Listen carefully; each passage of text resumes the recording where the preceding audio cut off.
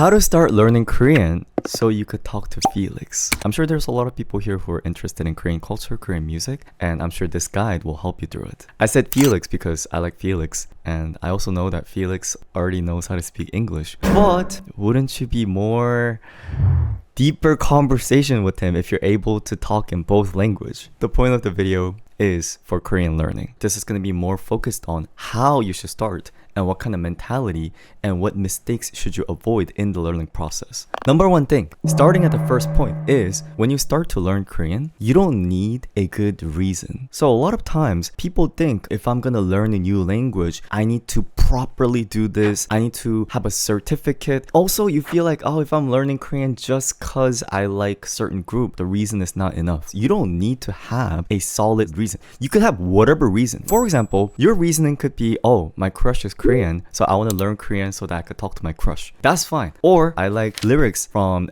music and I want to understand that. That's why I want to learn Korean. That's fine. Or I want to know how the Korean language works because the characters, Hangul, looks cool. That's totally fine. I think what's more important is the passion. As in language learning, it really depends on your own will. You guys know how there's a lot of immigrants and everyone picks up language at different speed? You guys ever seen international students at your school? Sometimes there are kids who come from Korea or China, comes to America, and there's some kids that are able to assimilate well with other English kids versus there's ones that never speak English, only hang out with their Korean friends, and then go back to Korea. The important point there is how willing are you to learn new language? So you have to be open-minded. Does that make sense? So if you already have that passion, make sure to keep it because passion is the most important thing. Now, here is what you shouldn't do when you try to learn Korean is you really shouldn't stay or try to use Romanized Korean. So you know how oftentimes when you try to look up Korean lyrics pronunciation,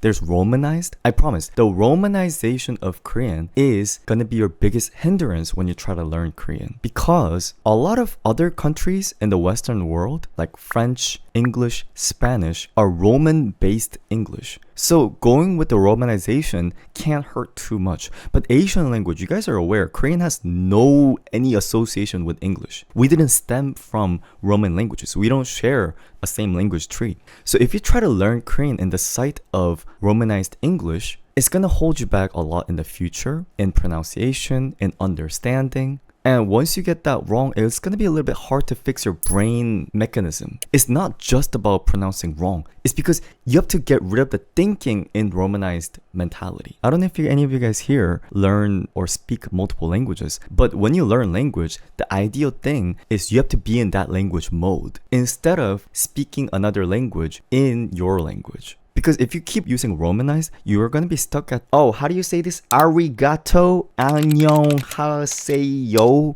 So we don't want to get that stage. Then instead, what should we do instead of using Romanized? Is you need to first start with learning Hangul. I don't know if you guys know this, but I've actually taught Korean before. I used to do a lot of private lessons and I had a few students that learned Korean from me. As a teacher, I also made several mistakes where I thought you need to have a solid basis. You have to start from the very basic grammar, understand the function of Korean. But then you know what I realized? If I teach my students like that, they get tired. They're like, I don't really know why I'm learning this stuff. So I realized, best way to learn language is learning it fun. But before we get to the fun part, alphabet, the Hangul, the characters, you have to learn it. There's no easy way around it. There's no fun way around it. Once we get to learning languages, sentences, vocabularies, and terms, there's a fun way to approach that. But the Hangul itself, you have to learn it. There's just simple memorization. Theoretically, some people are able to learn how to read Korean within a day. Because the language is very systematic, you don't necessarily need to spend too much time. What's going to take a lot of time is speed. You know how when you learn multiplication chart, multiplying chart at the school for the first time, there's a difference between memorizing it and being able to come up with it right away. As in 9 times 4, 36. You know how when you're young, you're like 9 times 4, that's 36. The whole point is you need to make that speed much faster. And when you learn Hangul, inevitably you're going to use Romanization because it's going to be hard for you to grasp pronunciation of certain words without having English pronunciation underneath it. 기억, 가, they're going to say is GA. Now, I'm not saying that's bad, but this is just me personally speaking to you guys. When you learn Hangul for the first time, try your best to see that word without looking at the Romanized. What I mean by that is 가 and ga ga is not the same pronunciation. 나 and na is not same pronunciation. La and la, there's a very slight nuance difference. So the reason why people who are learning Korean ends up getting an accent is because you try to match your existing sound that your tongue makes to that new language, but it doesn't identically match. The k sound is different from k or c sound. The h sound is different from h sound. So while you learn, just make sure to take this as a whole new sound instead of trying to match it with existing English character. Now, once you memorize and once you learn Hangul, then I used to teach students vocabularies, individual vocabularies like books or trees. But I realized there's nothing more boring than memorizing vocabularies. Even when I was learning English for the first time, guys, vocab quiz, I used to get like 10 out of 100. I have trash memory. Maybe you guys are much smarter, maybe you guys are younger, but at least for me, I realized learning vocabs are so hard. Instead, I think the better approach is learning sentences. Because if you learn sentences, you could use them right away. And then once you learn that phrase and sentence, later you could replace the nouns in there to a different noun and you'll be able to make multiple different versions of it. But you see, that's why sentences are more important than the vocabulary itself. You know how it's sort of seen as a Koreabu behavior? For example, 나 baseball game 갔어. This is kind of how a lot of Korean Americans speak when they don't know how to speak Korean completely.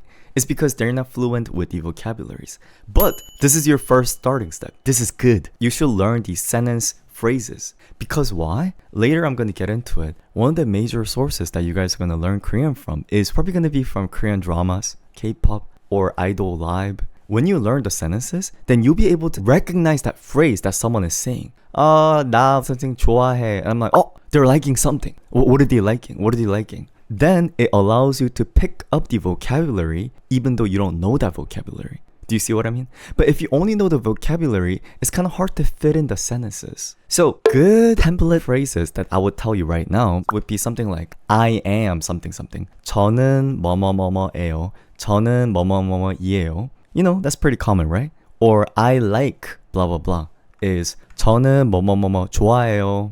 You guys probably heard of these phrases quite often, right? Or I'm learning Korean. 한국어를 배우고 있어요. I'm kind of, going fast, but you see what I mean? Once you learn these sentences, you'll be able to use them faster. Like when someone says like, oh, you're learning Korean, like, oh, tell me something. Then instead of just saying 밥 or 사랑, it's better if you are able to speak in sentences. Now, here's the detail. Are you guys aware that there is formal language and informal language when it comes to Korean? It's called 존댓말. And this is really, really, really crucial part of Korean language. You have to know this. Now, there's a whole debate if you should start learning from 존댓말 or if you should start learning from informal. Because you know how anything, even American language, informal tends to be shorter. So people say, oh, you should learn informal because it's easier to learn. I think you should learn formal first because ultimately, I feel like your goal is to communicate with this language, right? It's always better to make a mistake formally than make mistake informally. What I mean by that is speaking more formally than what the situation requires just makes you like, oh, you don't need to be all so formal with me. Like, it's fine. But then when you need to be formal, but then when you speak casually, the other person might be like, you shouldn't talk to adults like that. So simply approaching from the formal aspect is going to save you from a lot of the rudeness. This is not even me trying to be like, oh, Asian culture, but you guys know in Asia, respect is much more important. This formal, informal language, it might be a little bit harder to grasp if you come from English background, but it actually affects people's mood a lot. There are definitely feelings that are involved with this formality. So no one's going to really hurt you too much. But I think it's always better to learn from respectable words first. It is actually more difficult. Like for example, you guys know this? How do you say I love you in Korean? 사랑해, right? You could say that, But I would recommend you to start saying 사랑해요. You don't have to say 사랑합니다. Now that's too much. Well, now you're gonna be like, wait, Hosang, I thought there was only two formats. Like, I'm sorry, this is a little bit complicated part of Korean, but I would recommend instead of saying 사랑해 오빠, 사랑해요. Can you already feel the nuance difference? Now that we know, okay, we should learn from formal language. What kind of vocabs should we start learning from? If you learn the Korean word for post office, how many times would you have to say post office in Korean? In my opinion, almost never. But how often would you have to say the word music in Korean? I'm talking about where is your interest lie. The things that you are enjoying more are going to be more often used. You don't have to necessarily take the route of learning basic words because those basic words are not basic words for you. You should start learning from 안무. You know what 안무 is? 안무 is choreography. 애교, the word 애교 is going to be used more commonly than the object apple. But then when you try to learn language for the first time, they usually try to teach you how to pronounce apple. Or 사장님? 사장님 is CEO. And you might be like, 사장님 is much more advanced word than post office, right? But then when you're someone who's interested in K-pop and you want to ultimately understand what your bias is saying, the words like 애교, 사장님 is going to be way more often used. Like you're going to hear it way more often. So prioritizing the area that you are in is going to be more useful and more interesting. I kind of prepared a list of words that might be useful. There's a lot of the things where if you know English, we in Korea say the English words straight up the same way, but in Korean pronunciation. Like for example, do you guys know what album is called in Korea? You know how, we came back with the new album. Album in Korean is 앨범. It's 앨범. But the thing is, you know, language is so weird where in my head, 앨범 and album is same word. But then if you don't specifically learn it, if I go to an American person and say, oh, where can I find Stray Kids album? They'll be like, what? Elbow? Elbow? Like, what are you talking about by elbow? You have to directly learn those English words that are pronounced in Korean. Those are the easy ones. Get those first. Because if you learn it, you'll be able to make connection fast. Another one, live. What are we doing right now, guys? What is this? This is live stream, right? In Korea, they don't say live stream. They just say live. 뭐 오늘 라이브 어쩌고저쩌고 라이브. And if you know the word live in English, and if you know that Korean people pronounce it like live, then it takes you what? Literally 2 seconds for you to learn that word. Even Weverse, you have to know how they pronounce it in Korean. As in, they say it like this. Weverse. Weverse. We don't say Weverse. Unless maybe you're Felix. You know. It's Weverse live. And this you'll realize as you learn Korean more and more, you syllabalize differently on where you cut the words. Or, can you recognize this word? 콘서트? 저희 콘서트에서 어쩌고저쩌고. What is that?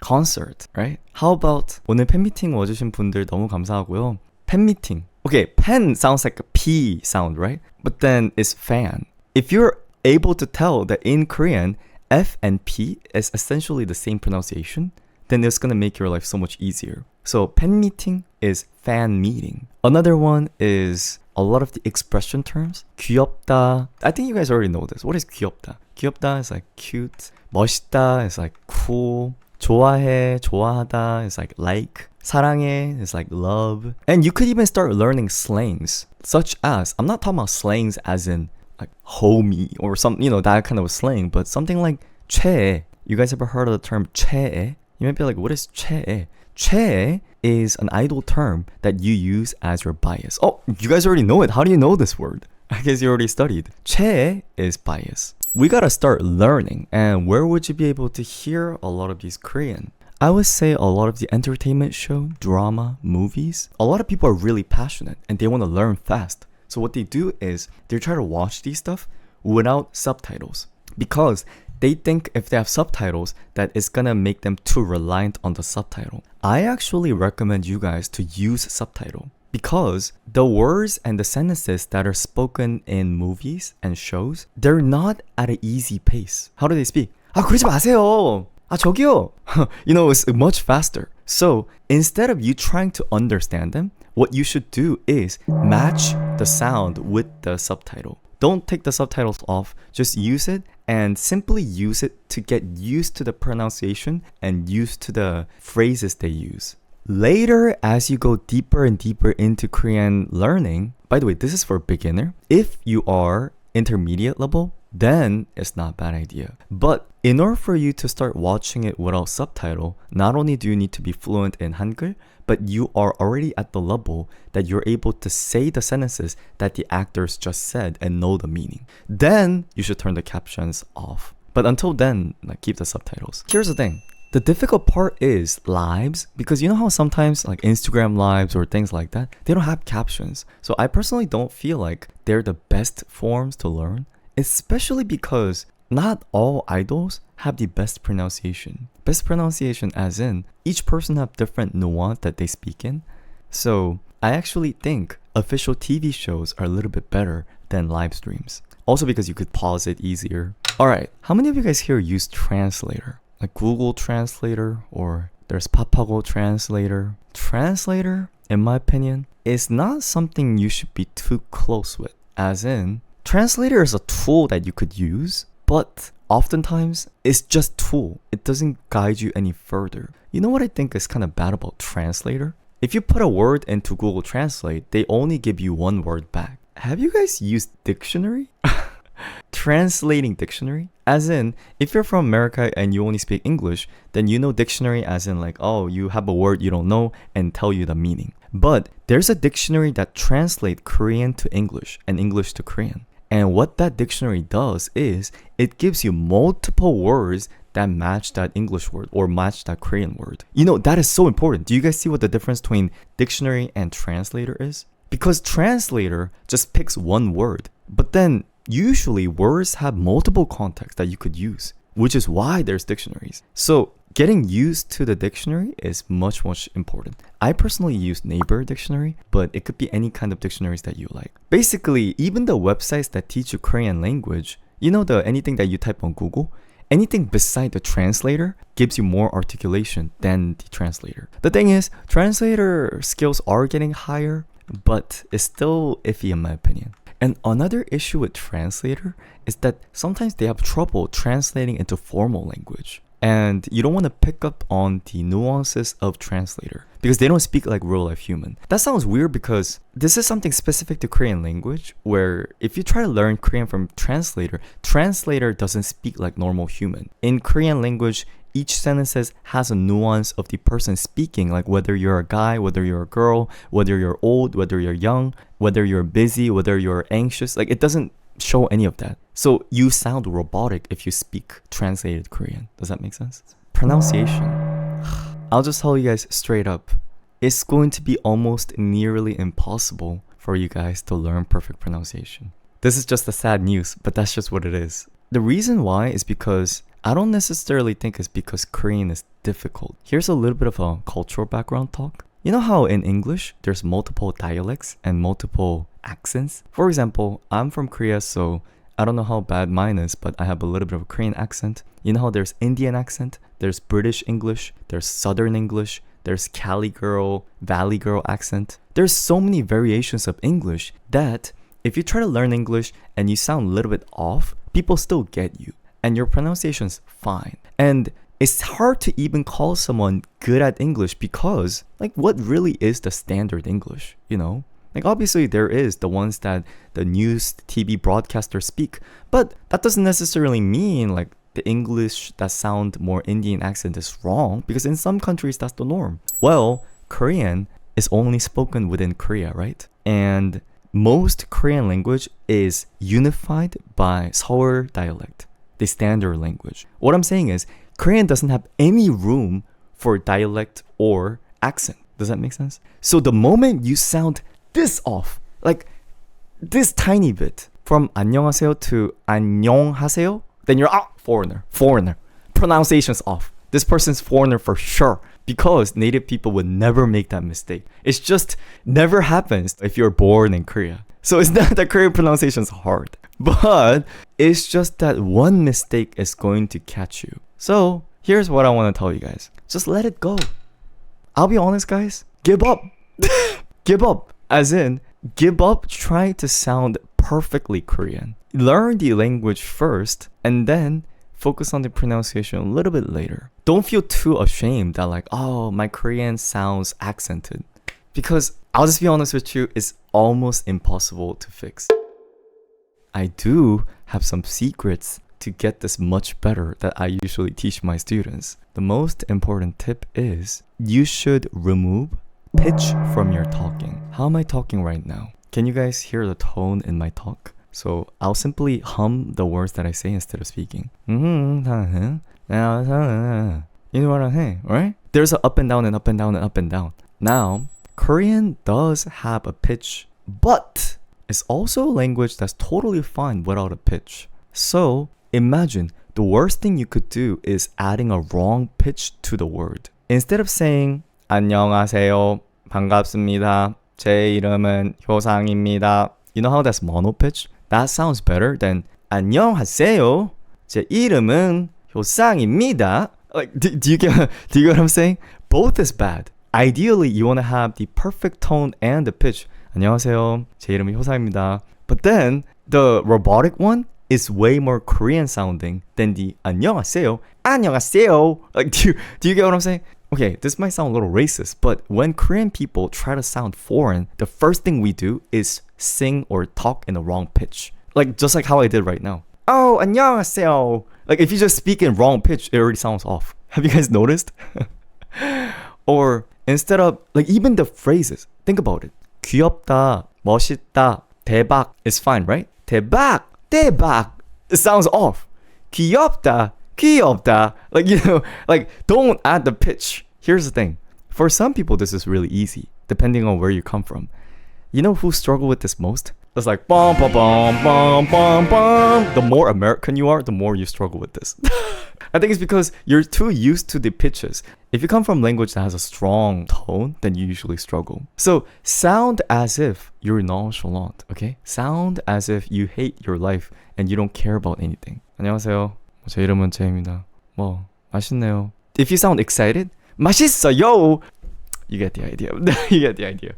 Now, realistically, when can you start practicing and using Korean? Because most of you guys don't live in Korea. I would say the best place to practice is actually in the comment section.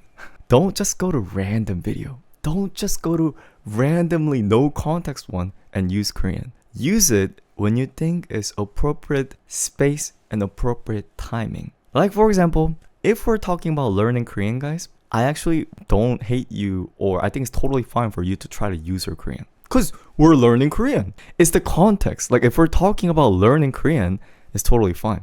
Like, in this video, when I posted, if people leave comments in Korean, that's fine. Like, who am I to say bad when people want to learn Korean? And then I say, like, this is how you learn Korean. And then they use Korean in the comment section. And I go, like, why are you being a Korea boo? Like, do you get what I'm saying? Like, there's no issue with that. There's no issue. So, at the right timing, at the right place, you could use Korean. And usually, I think good place to use is if you leave Korean comments underneath your idol's comment section. Does that make sense? Like, for example, if you want to say something like, oh, I hope you're healthy, I hope you're doing well, then something like, 항상 응원할게요, 너무 좋아요, 너무 멋있어요, that kind of stuff. Now, let's go step by step where you should start. I'm gonna assume that you guys are completely beginners, and I'm gonna give you this instruction. First 2 weeks, you should simply focus on learning Hangul. Learn Hangul first. And then, what do? After Hangul, you do sentences. And then, you try to also feed in movies, dramas, K-dramas, stuff like that. I think K-drama is the best. Do you know why? Movies and dramas are best because actors have to specifically pass through an audition where they test your pronunciations. Idols doesn't need to have a good pronunciation. They just need to sing well. But movies and drama, here's the thing. If actors don't speak well, even Korean people watching the movie have trouble understanding pronunciation. You guys know this the same way with America as well, right? You think the actors are kind of slurring their words, but their pronunciations are actually on point. So that's why movies are great. And then last step would be you trying those sentences out, whether speaking way or whether in a comment section. Now, actually to the real aspect. Someone mentioned Duolingo, right? What do you guys think about Duolingo? Have you tried Duolingo? I personally think Duolingo is great. Here's the thing. Duolingo is great as supplement. What I mean by that is, if you only use Duolingo to learn Korean, that's bad. If you do Duolingo on top of the things that I just talked about, then it's gonna synergize like crazy. Do you see what I'm saying? You have to use Duolingo and also hear real life Korean. It's gonna sort of synergize with each other where, oh, the word that I just learned at Duolingo, I'm able to hear it in this song. Duolingo is simply a way for you to learn boring vocabularies. It's just a way to force you to do the boring stuff. It's really like an assistant. Does that make sense?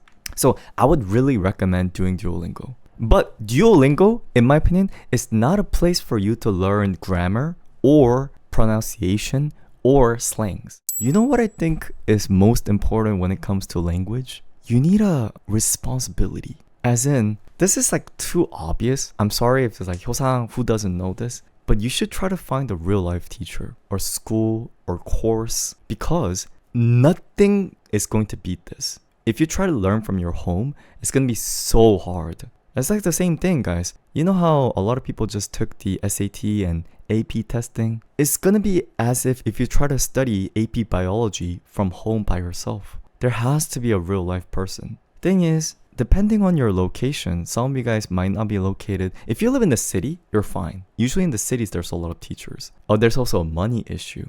I don't know what age you guys are, but one of the good options you could try is going an exchange student to Korea. Yonsei, Korea, a lot of these schools have a really good exchange students program. If you ever have an opportunity to go to college, then try to look into those. I personally think that is the best way for you to quickly learn Korean. Having real life Korean friends is much, much better. And I also personally think you don't need to be young for this. Some of you guys might say, Hyosang, I'm already in my 30s. I can't do this. Yes, you can. I don't know if you guys are aware of this. There's a lot of people who go to Korean exchange student or learning class in Korean college in their 30s. Really, I'm being serious. A lot of the famous foreign entertainers in Korea studied at Korean school in their 30s. Obviously, you know what they all say? They say, the guys who are younger learn much faster than us. So for any older homies here, when it comes to language, it's going to be just a little bit difficult. But think about it like this. It's your burning passion, you know, in your... I'm not trying to call you guys old or anything. But the better part of older people is that they have better concentration, in my opinion. Young people, they get distracted with like partying and... But older people, they know that they're paying this with their own money and things. You know what I mean? Like, they know what they're putting into this. So they try to make every dollar worth. So I personally feel like the older audience actually gets more benefit from these colleges. Say older people one more time, I swear to God. I'm so sorry. I'm literally kidding. Here's things I don't. Language exchange parentheses dating app. I'm not gonna call out specific apps. Yo, those don't help. I'm telling you. Like, all you're gonna get is thirsty guys who maybe are Korean, maybe not Korean. It's just not worth it. If you want to find a guy, just get a dating app. Like, don't get the specific language exchange. It's not gonna help your language, okay? Like, I'm just guaranteeing you. I actually almost did an advertisement with them. I don't really think it's good. Hey, hear me out. Maybe in a few months, I might get an advertisement and then I might come back to you guys and be like, guys, you should use this language exchange app. When I do so, pretend like I didn't say this, okay? I gotta make my bread somehow, okay? So like, but as of now, I don't have any sponsorship. So I personally don't think it's that good. But money might change me. Who knows? Anyway, guys, I don't even know how many times I have to emphasize this when you try to learn new language. Look it up on dictionary. Nowadays, there's so many places that you could look it up fast. This is a little bit TMI. When I first moved to America, I was a Korean boy who doesn't know how to speak any English. And my mom at the time bought me electronic dictionary. So I would carry this electronic dictionary around every single classroom. And every time my teacher says something, what would I do? I would type it in, and then it would show me dictionary. Nowadays, you guys literally have a phone. You don't need to carry this. Let me show you. It looked like this. I have this little keyboard here, and they would show the dictionary. Mine was not color. I was this generation. Oh, I had this. This looks like the exact one that I used. Yeah, it's something like this. Yeah. Dinosaur age? What do you mean? What, in the 1990s? What I'm saying is, you guys don't even have to use that. I used to have to charge that separately every day before I go to school. That's how I learned English. You don't have to struggle this much. You can literally just use your phone. But anyway, so those are the good things. Now, after you learn all of this, then you could talk to Felix in your fan meeting in fluent Korean. Anyway, nice. That was our daily Korean lesson. Why is your floor so squeaky? It's called poverty.